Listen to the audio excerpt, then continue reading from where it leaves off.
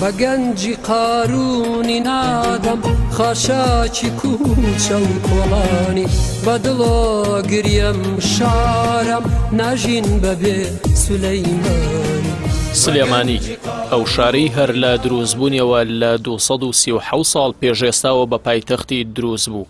هەرچی جوڵانەوەیەک لە کوردستان سەری هەڵدا بێت لەم شارەوە دەستی پێکردووە. لە بزوتنەوە سیاسیەکانەوە بیگرە هەتا دەگاتە بزوتنەوە ئەدەبی و کۆمەڵایەتی و فەرهەنگیەکان.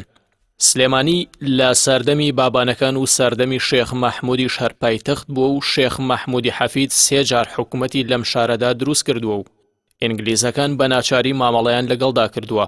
ڕابەرانی کورد و شۆڕشەکانیشی زۆرینەی خەڵکی سلێمانی بوون. ئێستاش پایتەختی ڕۆشنبیری کووردە. لە بواری فەرهەنگیدا زمانی یەکگرتووی کورد لە سەردەستی نالی و سالم و کوردی لەم شارەدا هاتووەتە بوون. تەنانەت شێخ ڕەزای تاڵەبانی شاعری داشۆرینی کورد کە هیچ کەسێک لە دەستی دەربازی نەبووە. لە ئاست سلێمانی و خەڵکەکەی دەستەوسان بووە. وێڕای ئەوەی بە هۆنراوەکانی هێرشی نەکردووەتە سەر بگرە وەسف و سەنای کردووە.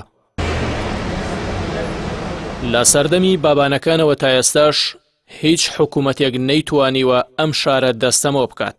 یەکەمین شارێک کە ڕاپەڕینی مەدەنی لە مێژووی کورددا ئەنجام داوە سلێمانی بووە لە 6 ئەیلولی ساڵی 1930 کە دواتر هەموو شارەکانی دیکە وتیان قسەی سلێمانی قسەی ئێمەشە. لە ساڵی 1992دا کە بەعز ناچار بوو چۆکدا بدات بە ڕووی کووردا سلێمانی لە حوتی 3.8 ڕاپەڕی.